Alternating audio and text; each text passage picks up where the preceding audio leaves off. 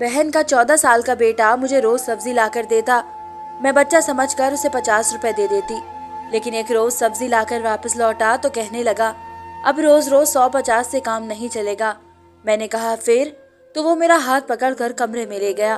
उस रात तो मेरे होश उड़ गए जब उसने कहा कि मैं कब से अपने भांजे का इंतजार कर रही थी, जो सब्जी लेने गया हुआ था और अभी तक नहीं आया था।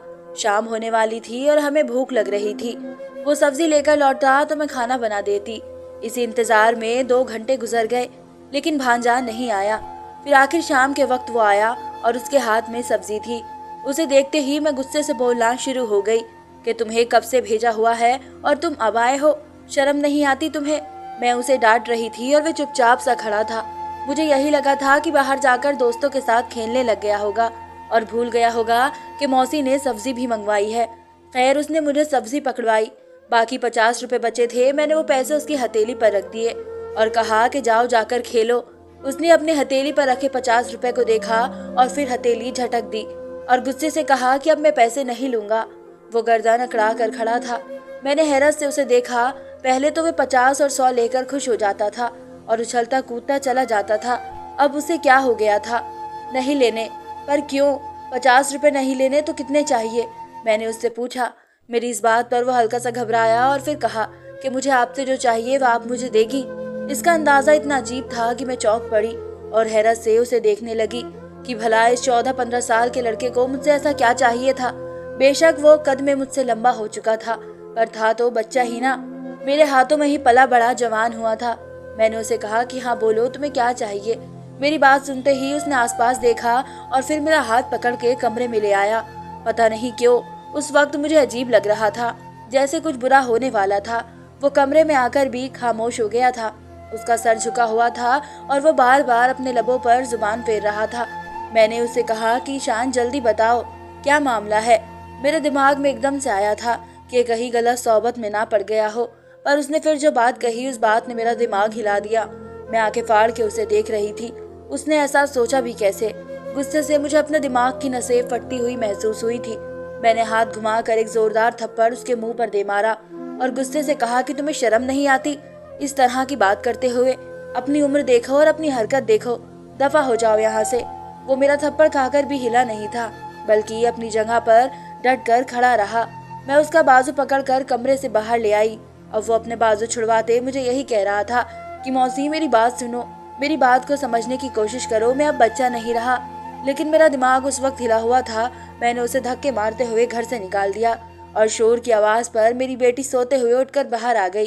वह परेशानी से मुझे देख रही थी और फिर मुझे पकड़कर खींचने लगी। माँ, आप ही क्या कर रही हैं? वो अजीब नजर से मुझे देखकर पूछने लगी। उसने कभी सोचा भी नहीं होगा कि मैं अपने भांजे के साथ ऐसा कर सकती हूँ। वो भांजा जिसे मैं अपना बेटा समझती थी, लेकिन वो नहीं जानती थी कि भांजे ने किस कदर शर्मनाक बात की थी। मेरा बस चलता तो डंडे से उसकी धुलाई करती, लेकिन बिन माँ का बच्चा था। यह सोचकर मैंने उसे माफ कर दिया। माँ पागल हो गई हैं। जैसे ही मैंने भांजे को बाहर निकाल कर दरवाजा बंद किया, मेरी बेटी चिल्ला उठी, हाँ हाँ पागल हो गई हूँ। मैंने झटके से उसे अपना बाजू छुड़वाया और तुम दफा हो जाओ यहाँ से, सारी मुसीबत की जड़ तुम ही हो। मैंने एक थप्पड़ अपनी बेटी को मार दिया। वो हैरान परेशानी से मुझे देखने लगी। तलाक लेकर मेरे सर पर बैठ गई हो, अपना घर बसा नहीं सकी, यहाँ मुझे इम्तिहान में डाले हुए हो। मैं गुस्से से बड़बड़ा रही थी, जबकि मेरी बेटी बेयकीनी से मेरी तरफ देख रही थी। उसकी आंखों में आंसू आ चुके थे, पर मैं इस कदर गुस्से में थी उसकी तरफ ध्यान ही नहीं दिया। वो कुछ देर तो खड़ी रोती रही, फिर भागकर कमरे में चली गई। जाते ही कुंडी लगा ली। मैं थक हार कर चारपाई पर बैठ गई। मेरा सांस बुरी तरह से फूला हुआ था और अभी तक समझ में नहीं आया था कि हुआ क्या था। फिर इतना जरूर जान गई थी कि 15 साल भांजा अब बच्चा नहीं रहा था और मेरी बेटी, हाँ, वो हर बुराई की जड़ थी। मेरी और मेरी छोटी बहन की एक ही घर में शादी हुई थी।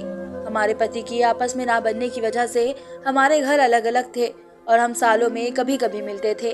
शादी के 1 साल बाद ही मेरे घर बेटी पैदा हुई थी, जबकि मेरी बहन के पास औलाद नहीं थी। लेकिन शादी के 8 साल बाद बेटा पैदा हुआ था।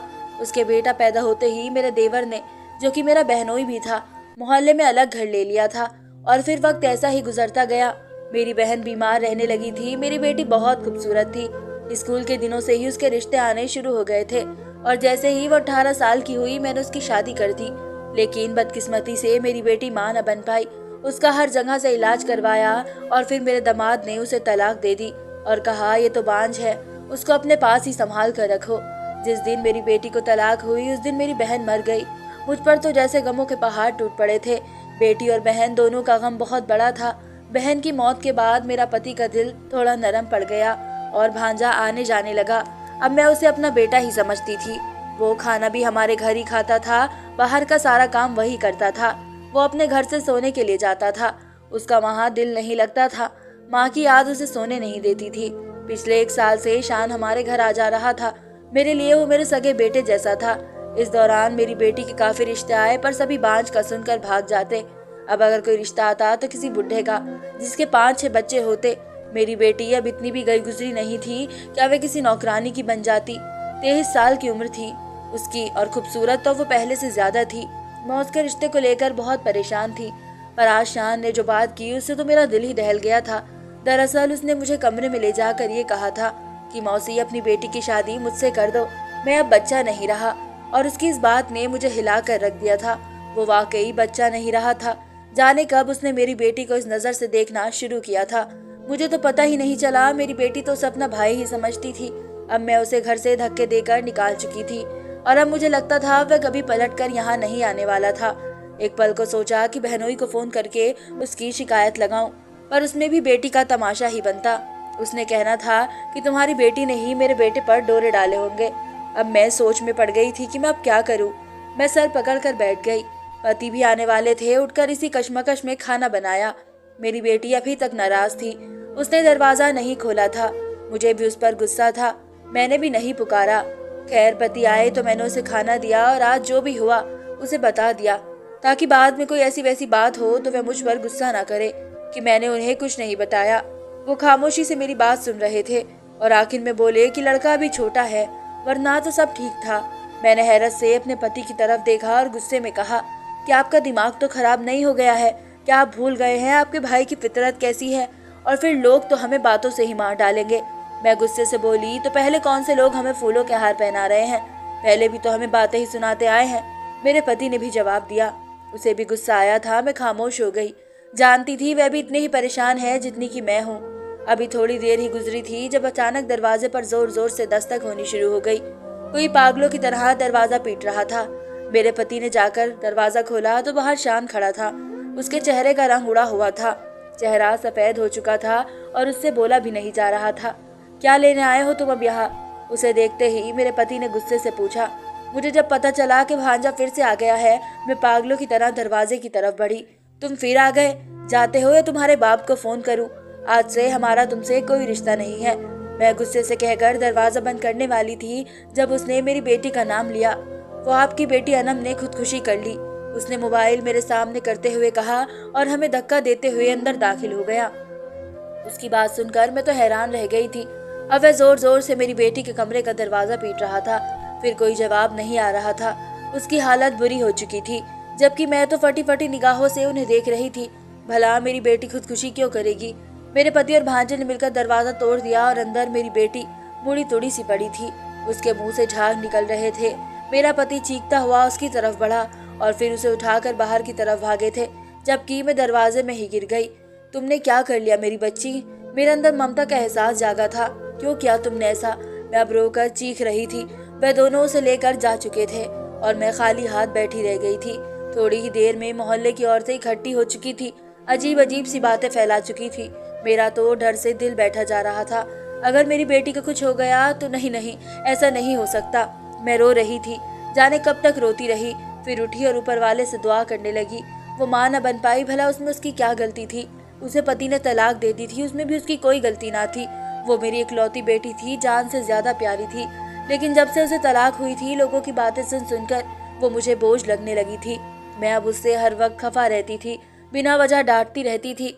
आज वो सब मुझे याद आ रहा था और मेरा दिल तड़प रहा था कि मेरी बच्ची को कुछ ना हो। कितनी पागल थी ना मैं।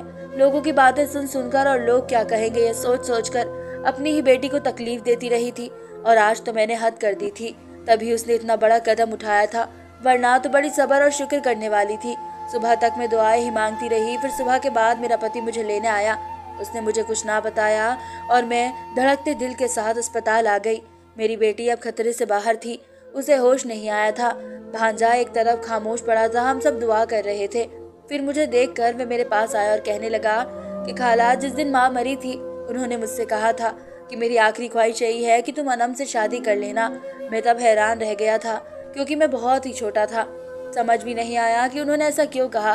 फिर जब बड़ा हुआ तो बाहर लोगों की अजीब गरीब बातें सुनी, अनम की हालत देखी तो एहसास हुआ कि माँ जाते जाते क्यों मुझे अपनी ख्वाहिश बता कर गई थी। बस इसलिए मैंने आपसे अनम को मांगा था। उसकी आंखें भर आई थी और मैं भी रो पड़ी। मुझे पता नहीं था मेरी बहन की आखिरी ख्वाहिश थी।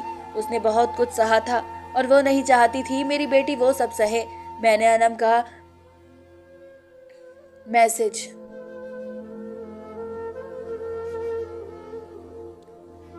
का मैसेज बहुत देर में देखा था। उसने कहा कि वह अपनी जिंदगी से तंग आ चुकी है, अपनी माँ की आंखों में खुद के लिए नफरत नहीं देख सकती। मर गई तो सब मुझे माफ कर देना, और अगर बच गई तो समझ जाना कि ऊपर वाले ने मेरा नसीब तुम्हारे साथ लिखा है। बेटी के अल्फाज पर मैं तड़प उठी थी। मैंने पति और भांजे से माफी मांगी। मेरी बेटी को शाम में होश आया था, उसे सीने से लपेटकर मैं खूब रोई, अपने किए की माफी भल मांगी। भला बेटियां तो मोहब्बत करने के लिए होती है। अगर इन हालात में माँ बाप उनका साथ छोड़ देते हैं तो उन्हें कौन सहारा देगा। मैं अब ये समझ चुकी थी। बहन की आखिरी ख्वाहिश थी, मुझे अजीज थी। फिर मैं बेटी का हाथ भांजे के हाथ में दे दी और उन दोनों के लिए दिल से दुआ की ताकि ऊपर वाला उनके आने वाली जिंदगी को खुश बनाए और किसी को भी वो दिन न दिखाए जो अपनी बेवकूफ़ी से मैंने देखा था। तो दोस्तों, आपको हमारी कहानी कैसी लगी हमें कमेंट करके ज़रूर बताएं और प्लीज़ हमारे चैनल को सब्सक्राइब भी करें। मिलते हैं एक नई कहानी के साथ, तब तक के लिए धन्यवाद।